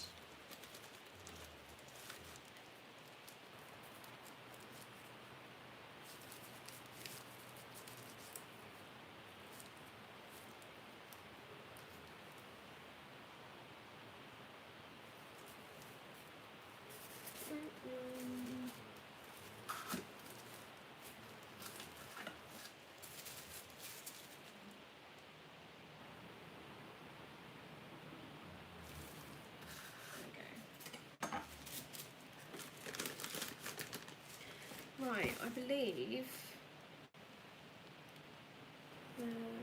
I'm just trying to figure out which order they're in, just so that I know.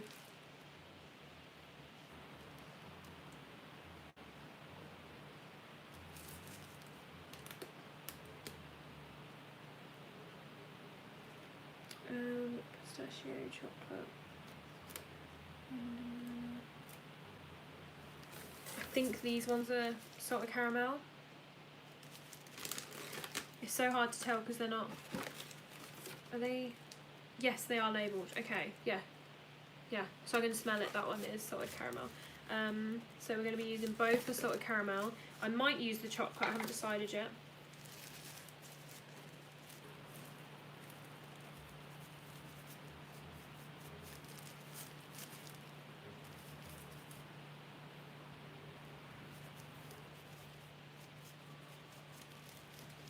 So as you can see, they're more like gold now.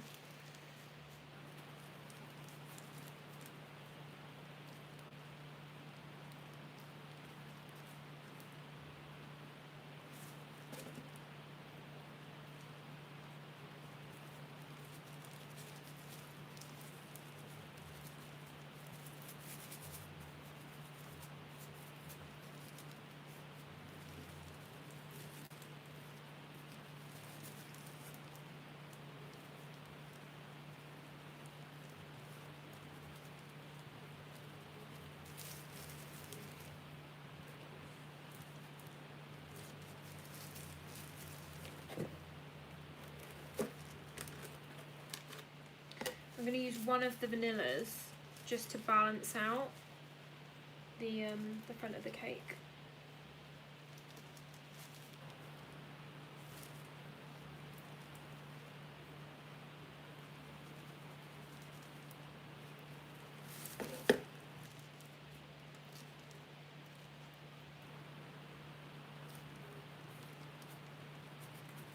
There we go.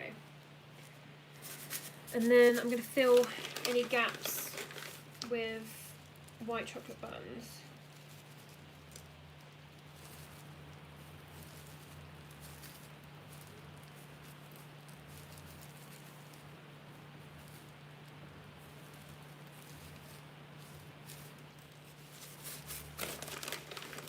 Where did you get your turntable? I got it from Amazon. It's a stainless steel one. So yeah.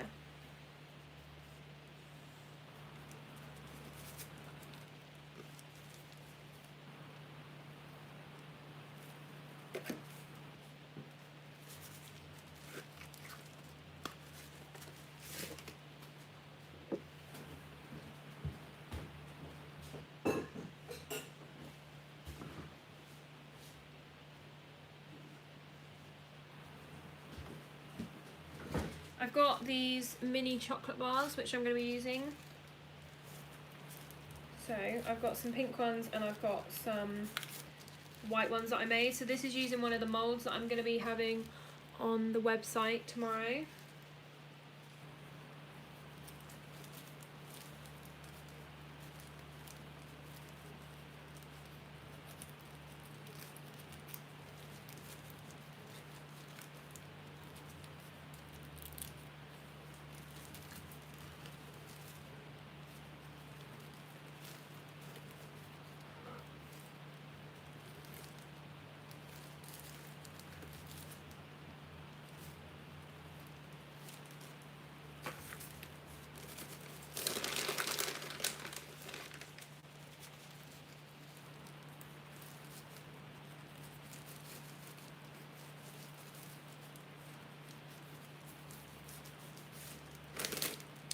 And then I've also got a 21, which I need to fit somewhere, so I might move one of these macaroons to the back.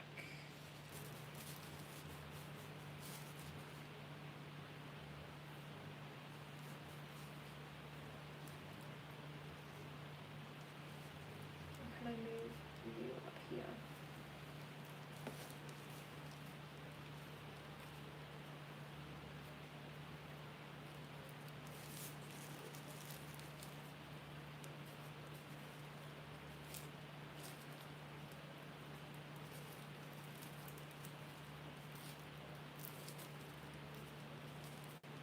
There we go.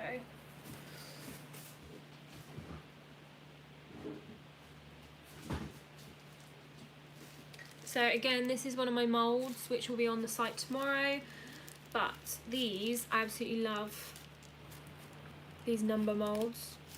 So there's a 1. And it's a 21st birthday, if you hadn't guessed. And there's a 2. So I'm going to luster dust them so they're a little bit gold. Do you charge more for the decorated board?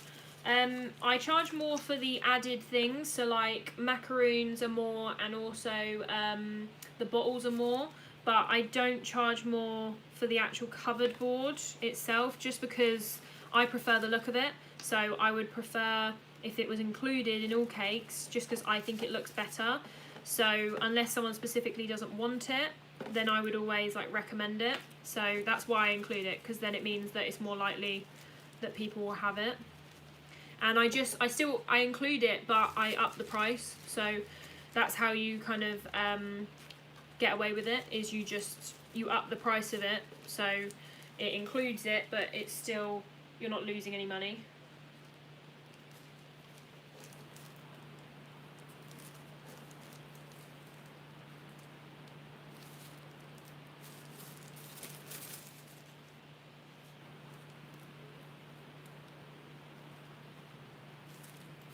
Would you want to get your own place next or a shop?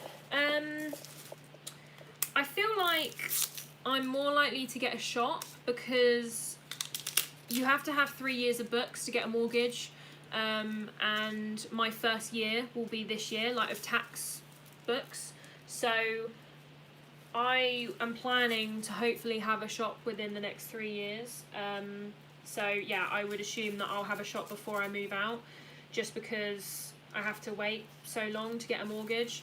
I don't want to rent, just that's personal preference. Like I don't want to rent because I can save more money staying at home, and then I can buy my own house. So yeah, I would prefer to do that, and then just rent a shop in the meantime, which would give me more room, and my parents would get their kitchen back. I'm just putting some more sprinkles on, just to fill in any gaps. So this is the Tesco sprinkle mix. I absolutely love this mix. It's a really nice pink mix, and yeah, it's only £1. Oh god, I just dropped one of the big sprinkles. There we go. There we go. I'm gonna grab the cake pops out the freezer.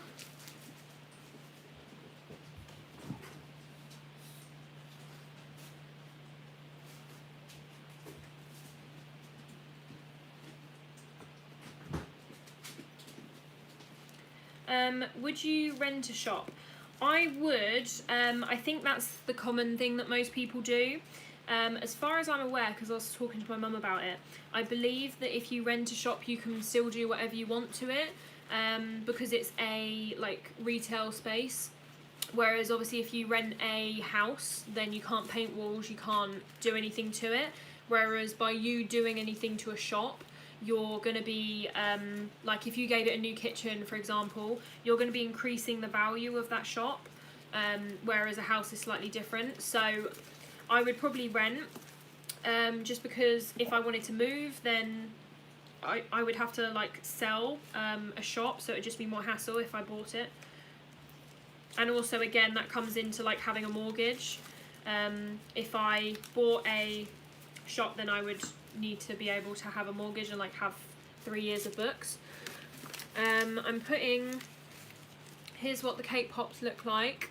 Again, this is one of the molds that I'm putting on the website. This one I haven't got on the website yet. It will be coming soon. This is the geometric heart. But this one's more common, and it's like more easy to find, whereas this one is really difficult to find, so that's why I'm stocking it. So I'm just putting some gold leaf on these. For anyone wondering, I get my gold leaf from Amazon, and it comes like this in little sachets. What's better? Would you say it's best to budget your profit tax expenses monthly, for example, working out how much tax you would need to pay at the end of every month and then put it aside? I don't do it like that at the moment, just because it's very difficult to know how much tax you're going to need to pay, because it's not like a normal job where it's just 20%. Obviously it is 20%, but you get a rebate for the amount of expenses that you've purchased over the amount that you've earned. So say that I earn 20,000 this year, if I spent 22,000 on supplies and like materials, then I would get a rebate, so you'd get money back for that extra. So that's why it's difficult to work out the exact amount. Obviously I haven't had my first like year of being tax registered yet. That will start in April, so from that point I'm going to be making some videos on like budgeting for tax, all that information, once I know a bit more about it. But at the moment I don't know too much about it to advise on it. But yeah, you won't, if you're like an average selling business in terms of the amount of profit you make, then it's likely you won't be having to pay a lot to the taxman, because you won't be earning a crazy amount over the threshold. So I just remembered that I've got these cake pops, so I need to try and fit them on somewhere. I think what I'm going to do is move the macaroons a little bit further back, I think, maybe. Or move one of them.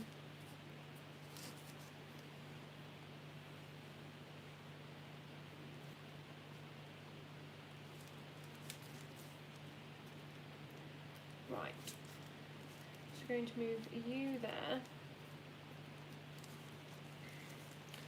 And then I'm going to put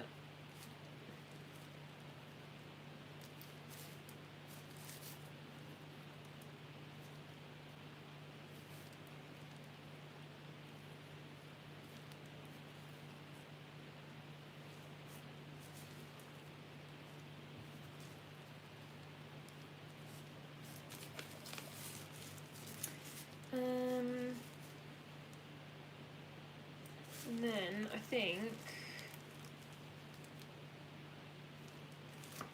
I'm going to move this one as well.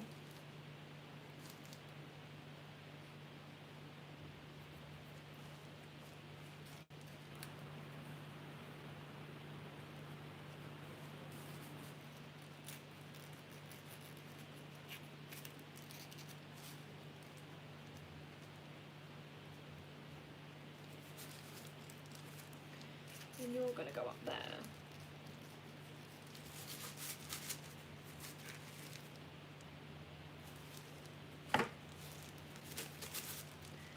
And then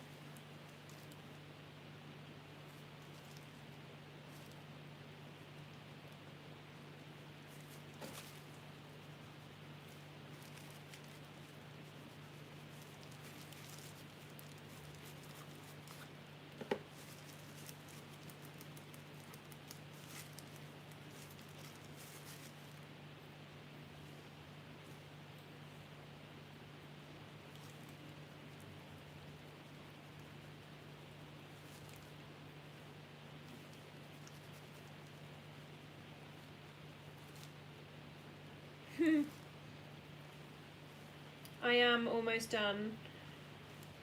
I was just obviously making sure that I incorporated everything that they paid for. Yeah, because they paid for cake pops, macaroons, all the bottles on top, so I have to make sure that I incorporate it all.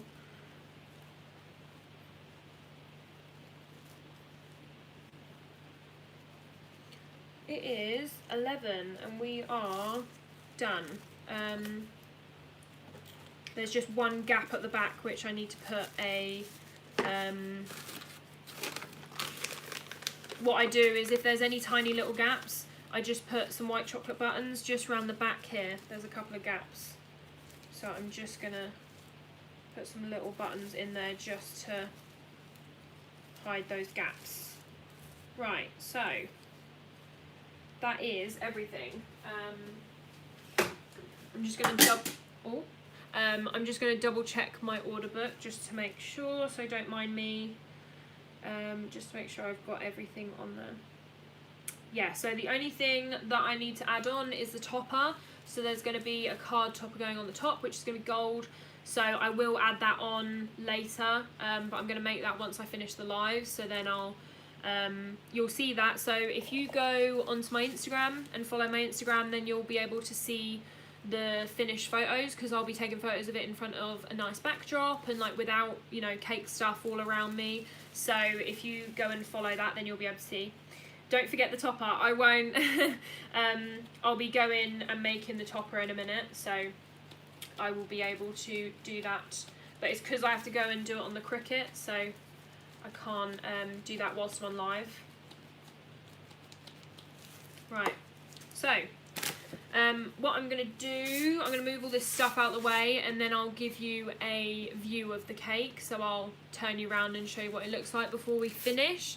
If there's any last minute questions, let me know now, because I will be signing off in about 10 minutes. I'm just going to start putting stuff away. So yes, absolutely love it. It looks great, if I say so myself.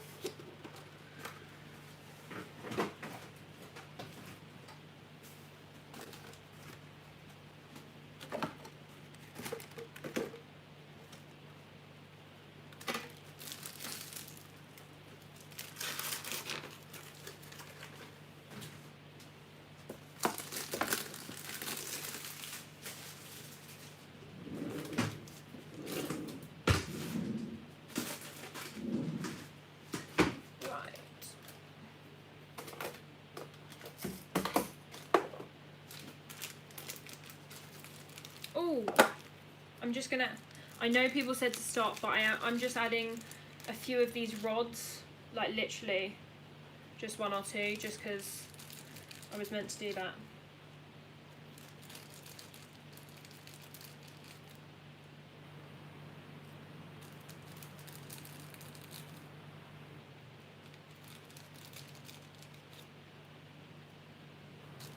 Oh, thank you. I'm glad you like it.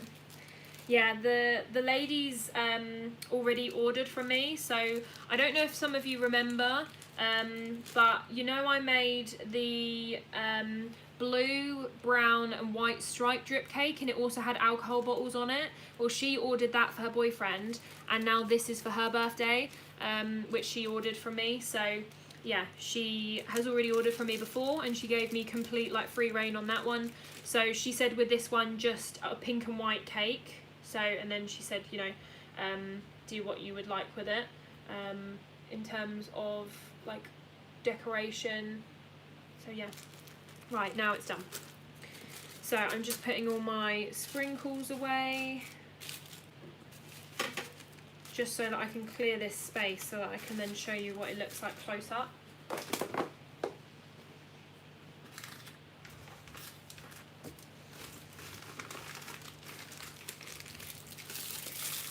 One last question, how long would you say it takes you to make a cake of this size from start to finish?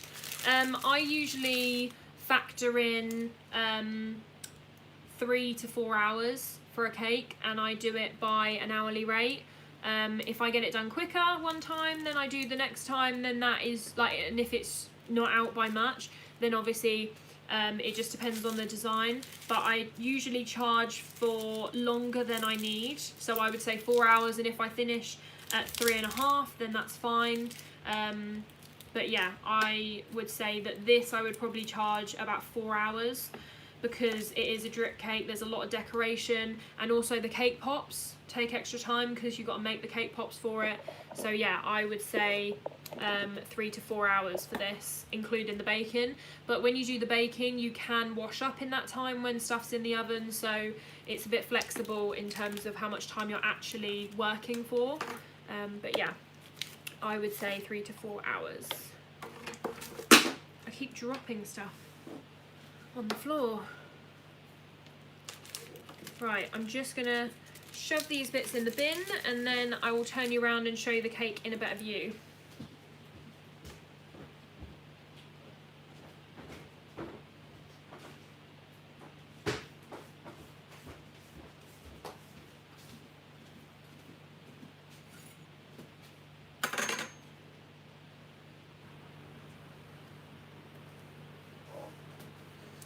Right, so I'm just gonna take you off of here, so bear with. Right, so excuse all the mess behind, but this is what it looks like. I'm super pleased with it. So it's got 21 down the bottom here. She's got 2 cake pops, which are Victoria Sponge cake pops. She's got all the alcohol on here, macaroons, lint. There's another bottle around the back there. And then as we go up, we've got the wine bottle, the Gordons, then we've got some Milky Bar in the back, some mini chocolate bars, white chocolate fingers holding up the big Milky Bars there, and then a mixture of Lin in the wrappers and out of the wrappers. So yeah, I hope you guys enjoyed seeing how I made this. I absolutely love it, as usual. I just love making cakes in general, but every time I make another one, I just love it even more. So yeah, I love how this one turned out, and I'm sure she will love it as well. So yes, thank you guys for watching, and I will see you in my next video. I'm going live tomorrow. I'm doing a 4-inch cake tomorrow, so if you want to see tomorrow's cake, then make sure to come back. That is going to be a little bit earlier than this, just because it's a smaller cake, so it will be done earlier. So I'll be going live about 7 latest, but I will do the same as today, where I schedule the meeting and then you'll get notified.